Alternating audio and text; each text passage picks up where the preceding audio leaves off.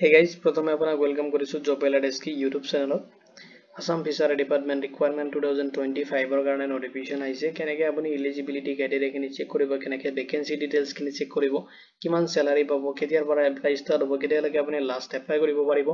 কেনেকৈ আপুনি আপোনাৰ এপ্লিকেশনটো সাবমিট কৰিব তাৰে কমপ্লিট ডিটেইলছ মই আপোনাক এই ভিডিঅ'ত প্ৰভাইড কৰিম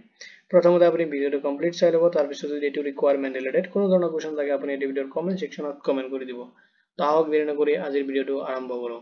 তো আপুনি অফিচিয়েল ওয়েবসাইটত ভিজিট কৰিব পাৰিব তো প্ৰথমতে যিকোনো ব্ৰাউজাৰ এটা আপুনি ওপেন কৰি ল'ব আৰু তাতে যদি আপুনি সাৰ্চ কৰে www.fisheries.assam.gov.in সাৰ্চ কৰিলে আসাম ফিচাৰী ডিপাৰ্টমেন্টৰ যিটো অফিচিয়েল ওয়েবসাইট আছে তাতে আপুনি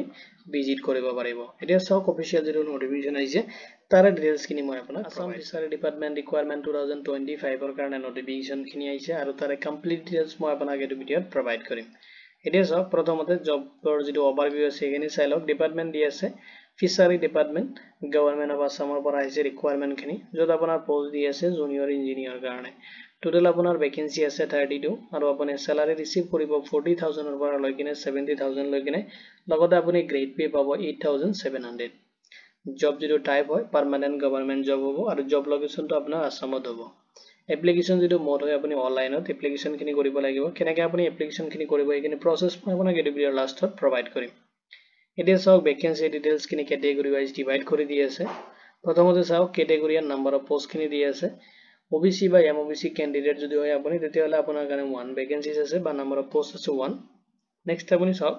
যদি আপুনি এসসি ক্যান্ডিডেট হয় তেতিয়াহলে আপোনাৰ কাৰণে আছে নাম্বাৰ অফ পোষ্ট 3 যদি আপুনি এসটি ক্যান্ডিডেট হয় তেতিয়াহলে আপোনাৰ কাৰণে আছে নাম্বাৰ অফ পোষ্ট 3 যদি আপুনি এসটি এইচ হয় তেতিয়াহলে আপোনাৰ কাৰণে আছে নাম্বাৰ অফ পোষ্ট 3 যদি আপুনি আনৰিজাৰ্ভ বা জেনাৰেল ক্যাটাগৰি হয় তেতিয়াহলে আপুনি 22 এপ্ৰক্সিমেট আপোনাৰ কাৰণে নাম্বাৰ অফ পোষ্ট আছে টোটাল আপোনাৰ 32 পোষ্টৰ কাৰণে আছে ৰিকুৱাৰমেন্ট আহিছে আৰু পোষ্ট খিনিত এপ্লাই কৰোতে আপুনি ফলো কৰিব লাগিব এলিজিবিলিটি ক্ৰাইটেৰিয়া খিনি এতিয়া সক এডুকেশনাল কোৱালিফিকেশন বিচাৰিছে আপুনি যদি ডিপ্লোমা ইন সিভিল ইঞ্জিনিয়াৰিংত বা বেচেলাৰ্ছ ডিগ্ৰী আপুনি কমপ্লিট কৰিছে বিটেক বা বেচেলাৰ অফ ইঞ্জিনিয়াৰিং কোৰ্স আপুনি কমপ্লিট কৰিছে recognized university যেটো গভৰ্নমেন্ট recognized institution বা অৰ্গানাইজেচন বা ইউনিভাৰ্সিটিৰ পৰা যদি আপুনি কমপ্লিট কৰিছে তেতিয়াহলে আপুনি পোষ্ট খিনি কাৰণে এলিজিবল হ'ব আপুনি এপ্লাই কৰিব পাৰিব এজ লিমিট বিচাৰিছে সক এজটো আপুনি ক্যালকুলেশন কৰিব লাগিব 1 জানুৱাৰী 2025 ৰ ডেট হিচাপত মিনিমাম এজ বিচাৰিছে 18 ইয়াৰ্স আৰু ম্যাক্সিমাম আপুনি এপ্লাই কৰিব পাৰিব 40 ইয়াৰ্স লৈ কিনে এজ ৰিলেক্সেশন খিনি দি আছে আৰু এজ ৰিলেক্সেশন খিনি ক্যাটাগৰি ওয়াইজ এজ পাৰ দা গভৰ্নমেন্ট যেটো ৰুলছ আছে এই হিচাপত এপ্লিকেবল হ'ব যদি আপুনি ওবিসি বা এমওবিসি ক্যান্ডিডেট হয় তেতিয়াহলে আপুনি 3 ইয়াৰ্সৰ কাৰণে এজ ৰিলেক্সেশন খিনি ৰিসিভ কৰিব যদি আপুনি এসসি এসটি ক্যান্ডিডেট হয় তেতিয়াহলে আপুনি 5 ইয়াৰ্সৰ কাৰণে এজ ৰিলেক্সেশন ৰিসিভ কৰিব যদি আপুনি পিডব্লিউবিডি ক্যান্ডিডেট হয় তেতিয়াহলে আপুনি 10 ইয়াৰ্সৰ কাৰণে এজ ৰিলেক্সেশন খিনি ৰিসিভ কৰিব নেক্সট হক এপ্লিকেশন ফি আপুনি এপ্লাই কৰোতে এপ্লিকেশন ফি পেমেন্ট কৰিব লাগিব আৰু পেমেন্ট খিনি ক্যাটাগৰি ওয়াইজ ডিভাইড কৰি দি আছে যদি আপুনি জেনাৰেল ক্যান্ডিডেট হয় তেতিয়াহলে আপুনি পেমেন্ট কৰিব লাগিব 297.20 rupees যদি আপুনি ওবিসি এমওবিসি ক্যান্ডিডেট হয় তেতিয়াহলে আপুনি পেমেন্ট কৰিব লাগিব 197.20 rupees যদি আপুনি এসসি এসটি পিডব্লিউডি বা বিপিএল ক্যান্ডিডেট হয় তেতিয়াহলে আপুনি পেমেন্ট কৰিব লাগিব 47.20 rupees পেমেন্ট যেটো মোড হয় আপুনি অনলাইনত কৰিব লাগিব যত আপুনি ইউজ কৰিব পাৰিব debit card credit card net banking through আপোনাৰ পেমেন্ট খিনি আপুনি কমপ্লিট কৰিব পাৰিব নেক্সট হক ইম্পৰ্টেন্ট ডেটস খিনি দি আছে এপ্লিকেশন অলৰেডি ষ্টাৰ্ট হৈছে 6 মে 2025 ৰ পৰা অলৰেডি এপ্লিকেশন ষ্টাৰ্ট হৈছে আৰু লাষ্ট আপুনি আপোনাৰ এপ্লিকেশনটো সাবমিট কৰিব পাৰিব জুন 5 2025 লৈকে আৰু পেমেন্টৰ আপোনাৰ লাষ্ট ডেট দিয়া আছে জুন 7 2025 লৈকে আপোনাৰ যদি এপ্লিকেশন পেমেন্ট হৈ কিনে আপুনি লাষ্ট সাবমিট কৰিব পাৰিব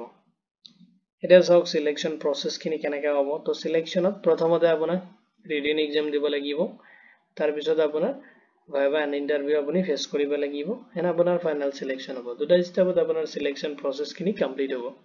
এটা সক কেনেকৈ আপুনি এপ্লাই কৰিব তো এপ্লাই কৰিবলৈ আপুনি যেটো এপ্লাই পোৰ্টাল হয় এপিএসসি আসাম পাব্লিক সাৰ্ভিস কমিশনৰ যেটো ৰিকুৱাৰমেন্ট পোৰ্টাল তাতে ভিজিট কৰিব লাগিব আৰু তাতে আপুনি যাব লাগিব প্ৰথমতে ৰেজিষ্ট্ৰেচন অপচনত আৰু তাতে প্ৰথমতে আপুনি ৰেজিষ্ট্ৰেচন কৰি ল'ব নেক্সট আপুনি যাব লাগিব লগইন অপচনত আৰু ৰেজিষ্ট্ৰেচন প্ৰসেস খিনি কমপ্লিট কৰি কিনে আপুনি লগইন অপচনত যাব যাই কিনে আপুনি ফাইন্ড আউট কৰিব লাগিব যেটো জুনিয়ৰ ইঞ্জিনিয়াৰৰ কাৰণে পোষ্ট আহিছে এটো পোষ্টত আপুনি ক্লিক কৰিব লাগিব তেতিয়া আপুনি এপ্লাই বাটনটো আহি এপ্লাই যেটো অপচন দিয়া থাকিব তাতে আপুনি আপোনাৰ পাৰ্সোনাল ডিটেইলছ এডুকেশনাল ডিটেইলছ খিনি আপুনি তাতে ফিল আপ কৰিব লাগিব আৰু আপলোড কৰিব লাগিব ৰিকুৱাৰমেন্ট ডকুমেন্টছ খিনি তাৰ পিছত আপোনাৰ যেটো ক্যাটেগৰি ওয়াইজ এপ্লিকেশন ফি দি আছে এখিনি পেমেন্ট আপুনি কৰিব লাগিব আৰু আপোনাৰ যেতিয়া পেমেন্ট খিনি কমপ্লিট হ'ব যে ফিউচাৰ ৰেফাৰেন্সৰ কাৰণে আপুনি ফৰ্মটো সাবমিট দিয়াৰ পিছত যে ফিউচাৰ ৰেফাৰেন্সৰ কাৰণে আপোনাৰ এপ্লিকেশন একনলেজমেন্ট ৰিসিপ্ট লগতে আপোনাৰ যদি ক্যাটেগৰি ওয়াইজ পেমেন্ট দি আছে যদি আপুনি পেমেন্ট কৰিছে পেমেন্ট ৰিসিপ্টটো যে ফিউচাৰ ৰেফাৰেন্সৰ কাৰণে প্ৰিন্ট আউট ৰাখিব ইম্পৰ্টেন্ট লিংক খিনি অলৰেডি মই জব এলাৰ্ট এসকে পৰ্টেলত আপডেট কৰিছো তাতে আপুনি যদি ভিজিট কৰে এটো লিংক মই এই ভিডিওৰ ডেসক্ৰিপচনত প্ৰভাইড কৰি দিম আপুনি জব এলাৰ্ট এসকে পৰ্টেলত তাতে ক্লিক কৰিলে ৰিডাইৰেক্ট হ'ব পাৰিব আৰু তাতে যেতিয়া তলত আপুনি স্ক্ৰল কৰিব তলত আপুনি ইম্পৰ্টেন্ট লিংক সেকশনটো পাই যাব